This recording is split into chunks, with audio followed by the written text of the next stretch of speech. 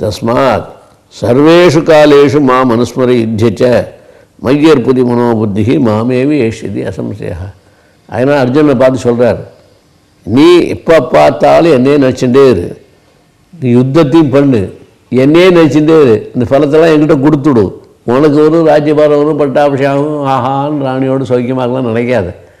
அந்த நினைப்பே மறந்துவிட்டு ஜெயிக்கணும், ராஜ்யபாரம் பண்ணணும், ஃபலத்தெல்லாம் பகவான்கிட்ட கொடுத்துடணும். பகவான் நினப்பு இல்லாமல் நம்ம வாழ்க்கையே இருக்கவே கூடாது. இந்த மாதிரி நிலையை நீ உண்டு பண்ணிட்டு வேலையை பண்ணு. தஸ்மாத்து ஆகையினால சர்வேஷு காலேஷு, கடந்த காலம், நிகழ்காலம், வருங்காலம், எல்லா காலத்துலேயுமே மாம் அனுஸ்மர யுத்திச்ச, என்னையே நினச்சிட்டே இரு, யுத்தத்தையும் போட. அதுக்காக என்னையே நினச்சிருந்தாலும் யுத்தம் போடாக இருந்துடாத. ஞான யோகத்தையும் சொன்னார், கர்மயோகத்தையும் சொல்கிறார். ஞான யோகத்தில் பரபிரம்ம சுரூபம் ஒன்று தான் இருக்குது, அதுதான் அடையணுங்கிறது ஞாபகத்துக்கு அதையும் பண்ணார். அந்த சுரூபத்தை அடையிறதுக்கு கர்மயோகம் நமக்கு மிகுந்த சாதனமாக இருக்குது. எத்தனையோ சாதனைகளுக்குள்ள கர்மயோகம் மிகுந்த சாதனமாக இருக்கிறதுனால என்ன நினச்சிட்டே நீ யுத்தம் பண்ணுங்கிறார். நினப்பும் யுத்தமும் ஒன்றா இருக்க முடியுமா? பகவான் நினைக்கும்போது யுத்தம் பண்ணுறது எப்படி மனசு வரும்? பகவான் நினைப்பு இருக்கும்போது அடுத்தவனை பார்க்கும்போது நமக்கு யுத்தம் பண்ணுறதே மனசு வராது. அவங்கள்ட்டையும் பிரியம் பண்ணத்தான மனசு வரும், துவேஷம் பண்ண மனசு வராத. அப்படின்னு நமக்கு இந்த காலத்தில் உள்ள ஜனங்களுக்கு நம்ம சந்தேகம் வரலாம். அதுக்கு என்ன அர்த்தம் சொல்கிறாருன்னா, பகவான் என்னையே நினச்சின்று, எதுக்கு நினச்சிட்டு இருக்கணும்? என்னையே நினச்சிட்டு இந்த ஃபலத்தெல்லாம் என்கிட்ட கொடுத்துரும், நீ யுத்தத்தை பண்ணு, அது கஷ்டம் இல்லை. பகவான்கிட்ட தான் இந்த ஃபலங்கள்லாம் போகிறது. நாம் பண்ணுற யுத்தத்தினுடைய ஃபலங்கள்லாம் பகவான்கிட்ட போகிறது. எத்தனை பேர் சாகிறாளோ அந்த பாவங்கள்லாம் நமக்கு ஒட்டாது. எல்லா பாவத்தையும் பகவான் எடுத்துடுறார். அந்த நினைப்போடு கூட என் நினைப்போடு கூட யுத்தத்தையும் பண்ணு, ஃபலங்களாம் நமக்கு ஒட்டாதுங்கிற நினைப்போடு பண்ணேன்னா உனக்கு ஃபலம் ஒட்டாமல் இருக்கும். அதனால் பகவான்கிட்ட ஃபலத்தை கொடுத்துட்டு நீ அழகாக யுத்தம் பண்ணி நல்ல வேலை செய். மையற்பித மனோபுத்தி, எங்கிட்டே மனசவை, எங்கிட்டே புத்தியவை, மாமே வேஷசி அசம்சயா, என்னையே அடைகிறாய், வேற எங்கேயும் போக மாட்டாய். புத்தி, மனசு, யுத்தம், கர்மயோகம் எல்லாமே எங்கிட்ட ஆகிடுச்சுன்னா அவன் திருப்பி எங்கே வரத்துக்கு இருக்குது வாய்ப்பு இருக்குது, போகிறதுக்கு வாய்ப்பு எங்கே இருக்குது? எங்கேயும் போகிறது கிடையாது, வர்றது கிடையாது, ஒன்றுமே கிடையாது. பகவான் தான் இத்தனை வடிவமாகவும் இருக்காருங்க ஒரு நினப்பை நமக்கு வந்து கொடுத்தோம்னால் அது மூலம் நமக்கு வேறு எதை பற்றியும் யாரும் வரத்துக்கு வாய்ப்பே கிடையாது. யுத்தம் போட்டாலும் கூட பகவான் அவருடைய ஹிருதயத்துலேயும் உட்கார்ந்துருக்கார் அப்படின்னு நினச்சிக்கோ. நீ எத்தனை அநியாயம் பண்ணுறவன் இருந்தாலும், எவ்வளோ கெடுதல் பண்ணுறவன் இருந்தாலும், எவ்வளோ நல்லது பண்ணுறவன் இருந்தாலும், எப்படிப்பட்ட ஆளாக இருந்தாலும் கூட எல்லாத்துக்குள்ளேயும் அத்தியாத்ம ஸ்வரூபமாக, அது தெய்வ ஸ்வரூபமாக, அது யஜ்ஞ ஸ்வரூபமாக அவர் தான் ஹிருதயத்துக்குள்ள எல்லாம் உட்காந்து ஆட்டி படைக்கிறார் நினச்சுட்டேன்னா, இந்த யுத்தம் போடுறது ஆட்டி படைக்கணும் யார்? அவரே தான் ஆட்டி படைக்கிறார். யுத்தம் போட்டு வரும்போது ஃபலத்தை அடையிற யார்? அவர் அந்த ஃபலத்தை அவர் தான் அடைய போகிறார். நமக்கு ஃபலம் வேணும்னு ஆசைப்பட்டு பண்ணால் நமக்கு கிடைக்கும். ஃபலங்களாம் எனக்கு ஒன்றுமே வேண்டாம்னு சொல்லி ஆசைப்பட்டாச்சுன்னா பகவான் பார்த்துக்கிறார், நம்ம பாடு போயிட்டே இருக்கலாம், சிரமமே இல்லை. அந்த மாதிரி ஒரு வேலைகள்லாம் பண்ணணும். தஸ்மாத் சர்வேஷு காலேஷு மாம் அனுஸ்மர யுத்தியச்ச, இது என்னையே நினச்சிக்கிட்டு யுத்தம் முடிஞ்சது கொஞ்சம் முரண்பாடாக இருக்கலாம். ஆனாலும் கூட என்னையே நினச்சிக்கோங்கிறது என்ன காரணம்னா, நான் தருக்கேன்னு நினச்சிக்கிட்டு ஃபலத்தெல்லாம் என்கிட்ட கொடுத்துடும், நீ யுத்தத்தை பண்ணுங்கன்னு அர்த்தம். இதை விட அவரே நினச்சிக்கிட்டு இன்னொருத்தர் யுத்தம் பண்ணுறது ரெண்டு மனசு எண்ணங்கள் வராது. ஒன்று வச்சுருக்கும் போது இன்னொன்று மேலே ஞாபகம் வர வாய்ப்பே ரொம்ப ரொம்ப குறைச்சல் மனசால். ஒரு பகவானே வச்சுருக்கோன்னா அந்த நேரத்தில் போய் சாமானிய மனுஷால்கிட்ட போய் பேசுகிறது, யுத்தம் போடுறதுலாம் திரும்பிட்டு வராது. ரெண்டு நினைப்பு ஒரு மனசு கிடையாது, ஒரே நினைப்பு தான் எப்போதும் வரும். மாறி மாறி வரதுக்கு வாய்ப்பு உண்டு. ஆனால் மாறாமல் நான் தான் இருக்கேன்னு நினச்சிக்கிட்டு இருக்கணும். அதே நேரத்தில் யுத்தத்தையும் பண்ணி ஃபலத்தை என்கிட்ட கொடுன்னு சொல்கிறதுங்கிறது ரொம்ப அபூர்வமான ஒரு நிலையில் உள்ள விஷயம். பகவான் தான் எல்லா இடத்துலையும் இருக்கார், ஆட்டி படைக்கிறான்னு சொல்லி அந்த ஞாபகம் வச்சுக்கிட்டு அந்த காரியங்களும் நம்மளான உதவிகள்லாம் செய்யணுங்கிறதுக்காக வச்சுக்கிறது இருக்குமே, ஃபலத்தெல்லாம் பகவான்கிட்ட கொடுத்துட்டு அந்த மாதிரி ஒரு நிலை அடையிறது ரொம்ப ரொம்ப சிரமம். மையற்பித மனோபுத்தி, எங்கிட்டே மனசையும் வச்சு புத்தியும் வச்சு மாமேவே ஏஷசி அசம்சயா. அதனால் யுத்தத்தை பண்ணி முடித்த ஒரு பாடு எங்கிட்டே மனசை வை, எங்கிட்டே புத்தியை கொடுத்துரு. எல்லா வாரத்துலையும் நான் தான் உள்ளுக்குள்ளே இருந்து எல்லாத்தையும் ஆட்டி படைச்சி செஞ்சுட்டுருக்கேன். ஒன்று யோசிக்க வைக்கிறது, ஒரு தீர்மானம் பண்ண வைக்கிறது, இப்படி யுத்தம் பண்ணு அப்படி யுத்தம் பண்ணு தீர்மானம் பண்ணிக்கிறது எல்லாமே நானாகவே இருந்து ஆட்டிக்கிறேன். என்னை பற்றி ஞாபகம் வந்துருச்சுன்னா உனக்கு பிரச்சனையே இருக்காது, சுகமாக இருக்கும். உனக்கு ஒரு பந்தமும் வராது, கஷ்டமும் வராது, சிரமமும் வராது, சௌக்கியமாக இருக்கலாம். நீ நீ வரணுமா ஒரே நாள் தான் வந்துட முடியுமா இந்த பழக்கங்கள்லாம் தான். அபியாச யோக யுக்தேன்னு அபியாசம் பண்ண தான் அவருக்கு தான் வராது. ஒரே நாள்லேயே பகவான் இருக்கார், நான் பார்த்துக்கிறேன்னு சொல்லிட்டார், நம்ம பாட்டுக்கு யுத்தம் அடிக்கலாம் வேண்டாம். அந்தமாரி யுத்தங்கள்லாம் காமக்ரோதத்தோடு சேர்ந்து ஆசையோடு சேர்ந்து உள்ள யுத்தமாக இருக்கும். ஒரு எண்ணமும் வராமல் பகவான்கிட்ட பலத்தை கொடுத்துட்றோங்கிற அந்த எண்ணத்தோடு செய்யணுமானால் அபியாசம் பண்ண வரைக்கும் வரவே முடியாது. அபியாச யோக யுக்தேன சேத்தசா நானியகாமினா. மனசுக்கு அபியாசம் அப்படி நன்னா வரணும். பகவான்கிட்ட வேறு யாரும் கிடையாது, அவர் நினச்சிட்டே நாம் யுத்தம் போடுறோம்னு அபியாசம் பண்ண பண்ண பண்ண பண்ண வந்தால் தான் அந்த மனசுக்கு அந்த மாதிரி எண்ணம் வருமே தவிர இல்லைன்னா வரவே வாய்ப்பு கிடையாது. அதனால் சின்ன வயசு முதலே இந்த அபியாசம் பண்ண பண்ண பண்ண பண்ண பண்ண வரத்தான் எல்லா கர்மாவும் கூட பண்ணலாம், ஒரு தப்பும் கிடையாது. ஆனால் பலத்தெல்லாம் நாம் ஒன்றும் ஆசைப்படாமல் பகவான்கிட்ட கொடுத்துடணும். இந்த எண்ணத்தோடு யார் ஒருத்தன் கர்மா பண்ணாலும் எந்த தோஷம் வராது, எந்த பாவமும் வரவே வராது. பரமம் புருஷம் திவ்யம் யாதி பார்த்த அனுச்சிந்தேன். அதனால் உத்தமமான புருஷன் யாருன்னா நான் தான், ஈஸ்வரன் தான், கிருஷ்ண பரமாத்மா தான் உயர்ந்த புருஷனாக இருக்கேன். பரமம் புருஷம் திவ்யம் பார்த்த அனுச்சிந்தேன்.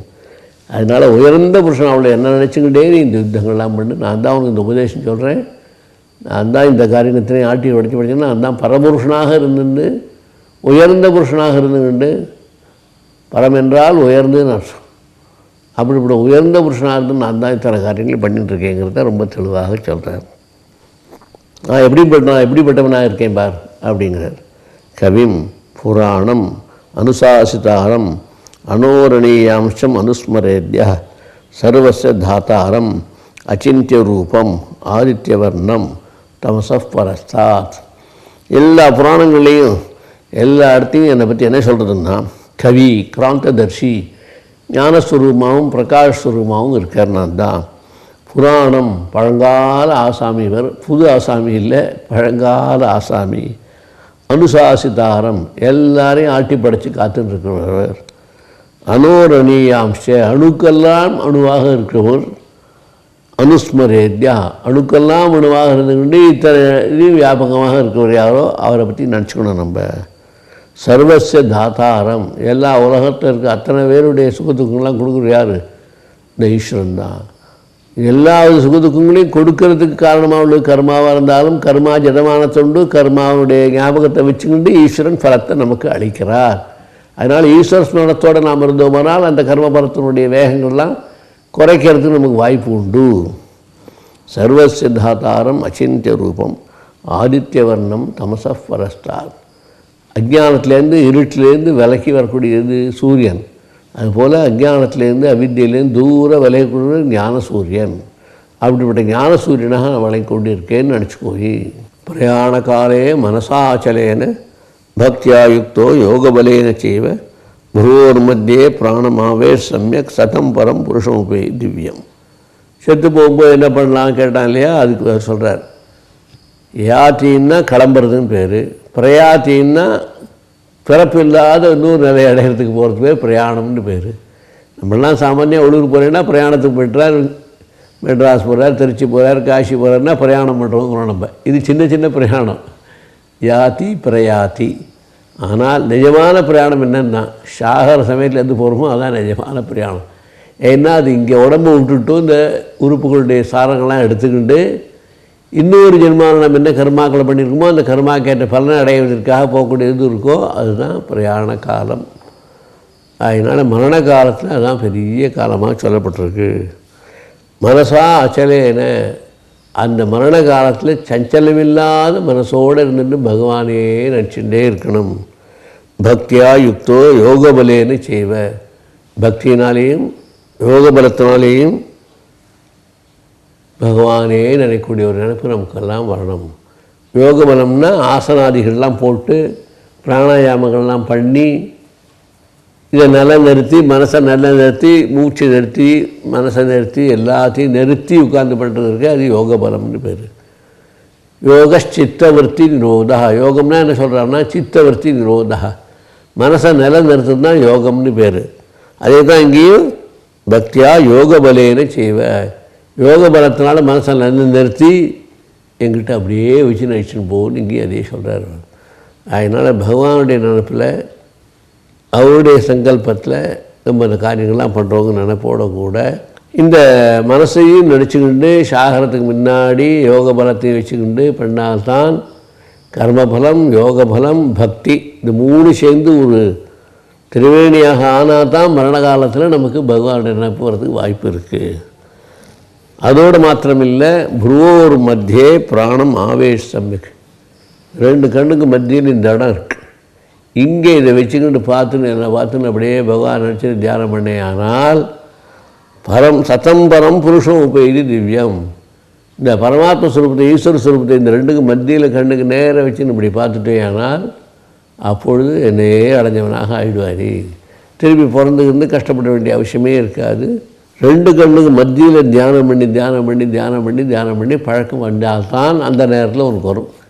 இல்லைன்னா நீ இங்கே நினைச்சா அது இங்கேயா நினைக்குது, இங்கே நினைக்க எங்கேயா நினைப்பு போயிடும். அந்த நினைப்பு எப்போதும் 2 புருவத்துக்கு மத்தியில் உள்ள இடத்துல தான் பார்க்கணும்னு ஒரு எண்ணம் வந்துவிட்டு சொன்னால் அப்போது ஓம்கார ஜெபம் பண்ணி, ராமநாம ஜெபம் பண்ணி, சிவநாம ஜெபம் பண்ணி உட்கார்ந்தோமானால் அந்த ஸ்வரூபம் சிவா ராம ராம ராம ராமா ஓம் ஓம் ஓம் சொல்லிட்டு அப்படியே நினைப்புற கொண்டு விடும். நம்மளை தான் புருவோர் மத்தியே பிராணமாவே சமயக் சதம் பரம் புருஷம் உபயோகி திவ்யம். அப்படி இந்த 2 கண்ணுக்கு மத்தியில் உள்ள புருவத்தில் நினச்சிக்கிட்டு தியானம் பண்ணால் என்ன பலன் கிடைக்கும்னா சதம் பரம் புருஷம் உபயோகி திவ்யம். என்னுடைய லோகத்தையும் இந்த அடையிறான், வைகுண்டத்தை அடையிறான், என்னுடைய இருக்கான். நானும் அவன் ஐஸ்வர்யம் போய்ட்டுறேன். இங்கே இருந்து இந்த நினச்சின்னு யார் ஒருத்தர் சாகரானோ இந்த மாதிரி நினைப்போட கூட அவனெல்லாம் ஐஸ்வர்யம் போய்டுவேன், வைகுண்டத்தில் வச்சு நான் ஆனந்தப்படுத்தி சந்தோஷப்படுத்தின்னு உட்காந்துருப்பேனா. அதனால் எது அக்ஷரம் வேதவிதோ வதந்தி விஷந்தி எத்யதையோ வீதராகாக எதிச்சரியம் பிரம்மச்சரியோச்சரன் தத்தேபதம் சங்கிரகேண புறவட்சியே. அதனால் இந்த பெரிய கதையெல்லாம் சொன்ன உடனே ஒரு சுலபமாக இருக்க மாதிரி இருக்கும். ஆனாலும் கூட என்னுடைய சுரூபம் இந்த பெரிய சுரூபம், அது யாராலும் பிடிக்கக்கூடியவே, கண்டுபிடிக்கவே முடியாது, பார்க்கவே முடியாது, பேசவே முடியாது, அதை பற்றி நினைக்கவே முடியாது. எப்படிப்பட்ட சுரூபம் அது? இது அக்ஷரம் நக்ஷரத்தை அக்ஷரா. எல்லா உலகத்தில் இருக்க எல்லா வஸ்துவும் அழிஞ்சுட்டே இருக்கக்கூடியது. அழியாத வஸ்து இது ஆத்மா ஒருத்தர் தான் அழியாதவர், ஈஸ்வரன் ஒருத்தர் தான் அழியாதவர். வேதவிதோ வதந்தி, நான் ஈஸ்வரன் இல்லை, வேதங்கள் சாஸ்திரங்கள் யாரெல்லாம் படித்தாலோ அதெல்லாம் படித்தவரெல்லாம் கூட சேர்ந்து சொல்கிறாருன்னா இந்த வேதம் சாஸ்திரம் சம்ஸ்கிருதம் எல்லாம் சேர்ந்து என்னுடைய பலத்தை என்ன சொல்கிறது? நீ பிறவி பயனை பெற வேண்டுமானால் இந்த பிறவிலேயே பிறவி இல்லாதனவே அடைவதற்கு முயற்சி என்று சொல்கிறது. அதனால் இந்த பிறவி எதுக்கு நமக்கு வந்ததுன்னா இனிமேல் பிறகாமல் இருக்க என்ன உண்டோ அந்த பயனை செய்வதற்கு தான், அந்த பலனை அடைவதற்கு தான், அந்த முயற்சி செய்வதற்கு தான் இந்த பலன் வந்திருக்கு நமக்கு. விஷந்தி எத்யதையோ வீதராகாக. எப்படி கண்டுபிடிக்கிறது உங்களெல்லாம் அப்படின்னா ஆசையை முதல்ல விடு. ஆசையை விட்டாலே மனசு சாந்தியாகிடும். மனசு சாந்தியாச்சுன்னா எல்லாம் சரியாக போயிடும். அதனால் வீதராகாக, ஆசையெல்லாம் விடுறது பெரிய விஷயம். எந்த பொருளை பார்த்தாலும் நமக்கு அது வேணும், இது வேணும், இது வேணும், இது வேணும், இது வேணும்னு ஆசை. ஒரு ஜவுளி கடைக்கு போனால் அத்தனை ஜவுளி பார்த்தா அத்தனையும் நமக்கே வேணும்னு ஆசை. ஒரு தங்க வெள்ளி கடைக்கு போனோம்னா நமக்கு அத்தனை தங்க வெள்ளி நம்மளே எடுத்துகிட்டு மாட்டாமல் நமக்கு ஒரு ஆசை. எதை பார்த்தாலும் நமக்கு இது வேணும், அத்தனை வேணும் ஆசை வந்து பைசா வகையில் தான் திரும்பி வரவே தவிர ஆசை பலமாக இருக்குது நமக்கு. அந்த மாதிரி ஆசை மனுஷனுக்கு இருக்க மாதிரி உலகத்தில் எந்த பிராணிக்கும் அந்த ஆசையே கிடையாது. மனுஷனுக்கு தான் அந்த ஆசையினுடைய உச்சகட்டம். எதை பார்த்தாலும் எனக்கே வேணும் இந்த ஆசையானது. அப்படி ஒரு ஆசை வந்து அவனுக்கு பாடாப்படுத்துறது. திருஷ்ணையாக தான் அவன் எல்லாத்துக்கும் மூல காரணம். ஆசை தான் எல்லாத்துக்கும் பந்தத்துக்கெல்லாம் மூல காரணம். ஆசையை விட்டாச்சு நமக்கு எல்லாம் கிடைக்கும். ஆசையை வளர்த்துக்கிட்டோம் ஒன்றும் கிடைக்காது. நாமும் அழிய வேண்டியதான், நம்ம மனசும் அழியும்தான், நம்ம புத்தியும் அழியும்தான், உடம்பும் அழியும்தான். இது எந்தெந்த லோகம் போட்டுமோ நமக்கே தெரியாது. அவ்வளோ பெரிய ஒரு பாதை, பகவான் நினைக்கக்கூடிய பாதை, பகவானே நினச்சிட்டு இருக்கிற பாதை. இந்த மாதிரி நினைப்பு நமக்கு வாழ்க்கையில் வருது ரொம்ப ரொம்ப ரொம்ப ரொம்ப சிரமம். ஏன்னா அவர் இல்லாமல் நான் ஒன்றும் அசையாதுன்னு நினச்சிட்டு இருக்கணும்னா அது எப்படி நம்மளால முடியும்? என்னெல்லாமோ பார்த்து நான் தான் பண்ணேன் அகங்காரத்தில் உட்காந்துருக்கோம். எனக்கு அது வேணும், இது வேணும்னு ஆசையில் உட்காந்துருக்கோம். இந்த ஆசையும் அகங்காரம் ஒழியாத வரைக்கும் நம்மால் இந்த வாழ்க்கையிலேருந்து பிரியவே முடியாது. இது ரெண்டும் நம்மளை வச்சு மாட்டி முடிக்கிறதுனால தான், ஆசையும் அகங்காரமும் வச்சுருக்கிறதுனால தான் நம்மால் அதுலேருந்து விட்டு வர முடியாமல் சாமான்யமாக பக்திகள்லாம் பண்ணிட்டு பூஜைகளை பண்ணிட்டு அனுஷ்டானம் பண்ணிட்டு உட்காந்துருக்கணும் பாட்டு. இது அக்ஷரம் வேதவிதோ வதந்தி. அக்ஷர சுருவான பரமாத்மா தான் ஆத்மஸ்வரூபம் சொல்லி வேத வித்துகள் எல்லாம் சாஸ்திரம் படித்தவெல்லாம் எவ்வளோ பெரிய வருஷம்லாம் சொல்லிட்டு உட்காந்துருக்கா. விஷந்தி எத்தியத்தையோ வீத்தராகா, யார் ஒருத்தர் ஆசையை விட்டாலோ அகங்காரத்தை விட்டாலோ அவள்லாம் என் சுரூபத்தை அடையிறதுக்கு வாய்ப்பாக வருவா. எதிச்சரியம் பிரம்மச்சரியம் தரந்தி. அது மாத்திரம் இல்லை, இந்த சாது வேஷத்தில் சாதுவாக இருக்கிறதுல பிரம்மச்சரியத்தையும் கடைபிடிக்கணும். பிரம்மச்சரியம்னா ரெண்டு அர்த்தம். ஒன்று கல்யாணம் பண்ணிக்காத ஸ்திரீ சம்பந்தம் இல்லாமல் இருக்குது பிரம்மச்சரியம். இன்னொன்று பிரம்மணி சரியத்தை எழுதி பிரம்மச்சரியம். பிரம்மத்தை சுரூபத்தையும் ஆத்மஸ்வரூபத்தையும் சிதனம் பண்ணிட்டே இருக்கும், அதுவும் பிரம்மச்சரியம்தான். அதனால் அந்த நிறைய அடையிறதுக்கு சாதகமாக உள்ள ஆசிரமத்துக்கே பிரம்மச்சரியம் பேர் வச்சான்னா அந்த சுரூபத்தின் பேர் என்ன இருக்கும்? அது பிரம்மச்சரியமாக தான் இருக்கும். அதுவும் இதிச்சரியம் பிரம்மச்சரியோச்சரந்தி தத்தே பதம் சங்கிரகேண புறவட்சி. அப்படிப்பட்ட ஒரு உயர்ந்த பதம் இருக்கே, அதை உனக்கு சுருக்கமாக சொல்கிறேன்.